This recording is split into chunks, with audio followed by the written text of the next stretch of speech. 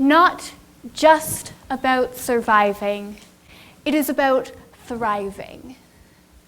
Life is about creating moments for yourself and for others.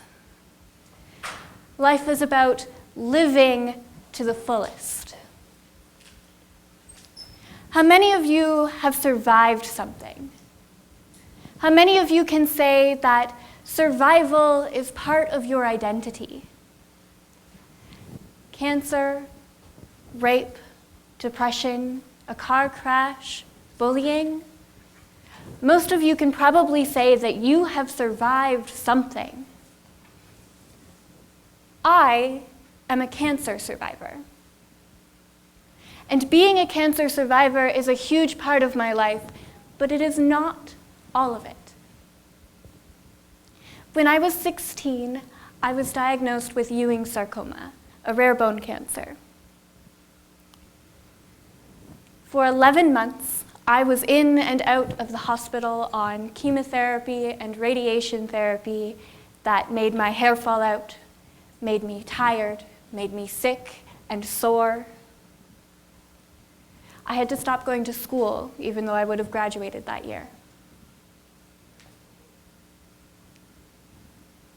But my desire to help others doesn't come just from my experience. It also comes from the experiences of others that I met in the hospital that year. One of those people is Celeste, a young woman that I shared a room with on more than one occasion who never seemed to smile, no matter what was happening. One of those people was Sophie, a 7-year-old girl who, when I first met her, was curled on her hospital bed in pain after a lumbar puncture. And one of those people was a 4-year-old boy named Tyler. Tyler and his mother had been flown into London from North Bay. They had never been to the city before. They didn't know where anything was.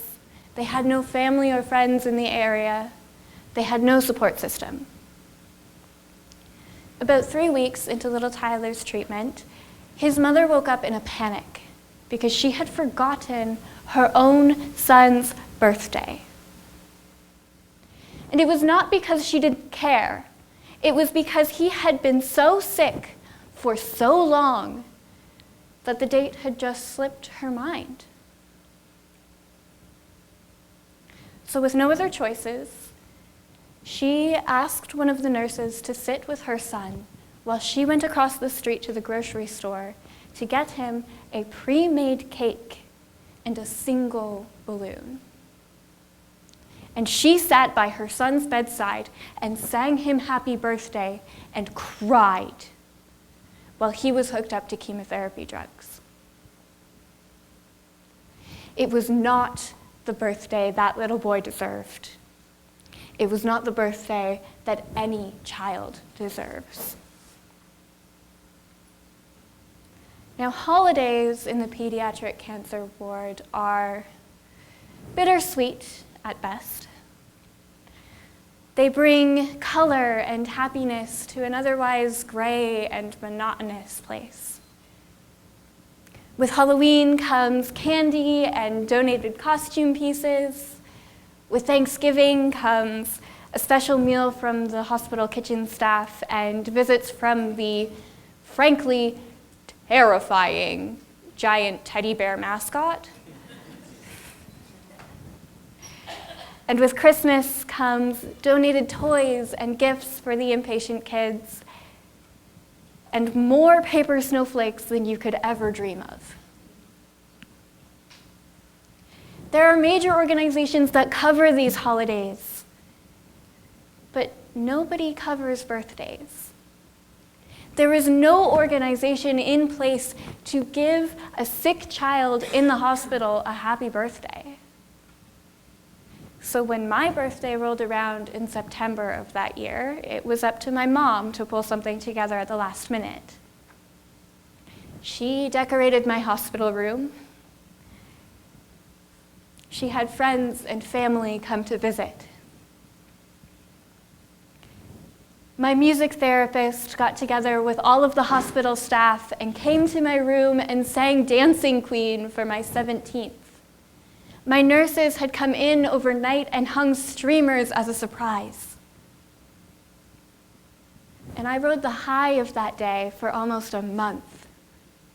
And when I look back on it now, it's a memory that brings me joy, even in the midst of a year of awfulness. And the disparity between my birthday and Tyler's is painful. I never wanted another child in the hospital to have a birthday like he did. I never wanted another child in the hospital to have to spend their birthday devoid of laughter. So I started fundraising. I did bake sales at my high school. I joined the local farmers market to sell cupcakes.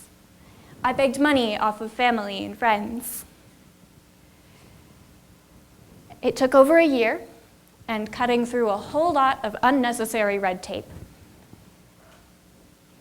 But eventually, my mother and I had set up what we call the Cupcakes and Confetti Crew, and we had a dozen birthday parties in a box ready to send off to kids in the hospital. At first, our biggest problem was space. We were running the whole thing out of our cramped, barely usable home office. We had nowhere to put these boxes or the toys that we had bought and were putting in them. But we were being featured in the local paper and on CTV News. Donations of toys and games and money were rolling in. A few weeks after we donated our first batch of boxes, we got a letter in the mail. It was from a family that had received one of our boxes.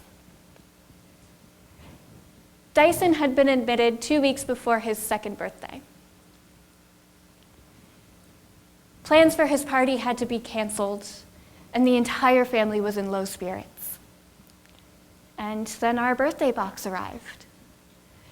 Dyson loved the toys and games and the presents that we had included, and it brightened the mood of the entire room.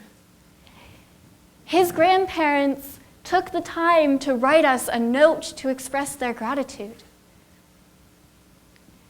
To this day, it is the most heartwarming piece of mail that I have ever received. But not only that, it was tangible proof that we were reaching our goal of making kids happy. It was proof that what we were doing was good, that it was worth all of the effort that we were putting in. Today, the Cupcakes and Confetti Crew is not running at the same capacity as it was when we first started.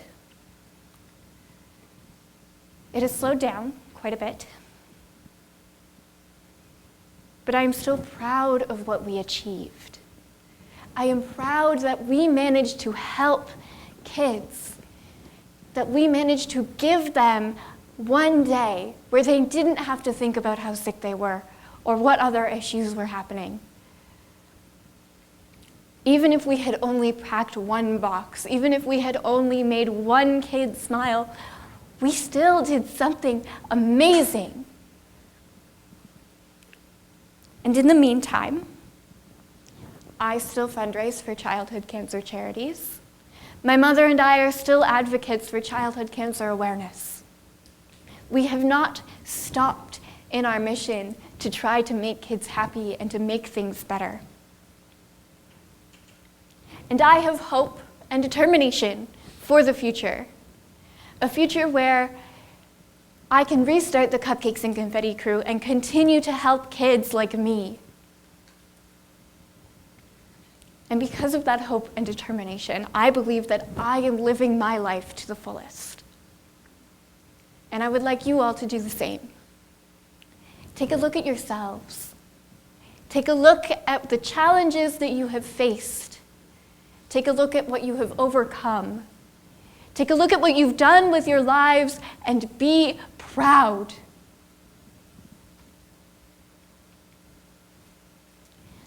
You shouldn't just be surviving. You should be aiming to thrive. Thank you.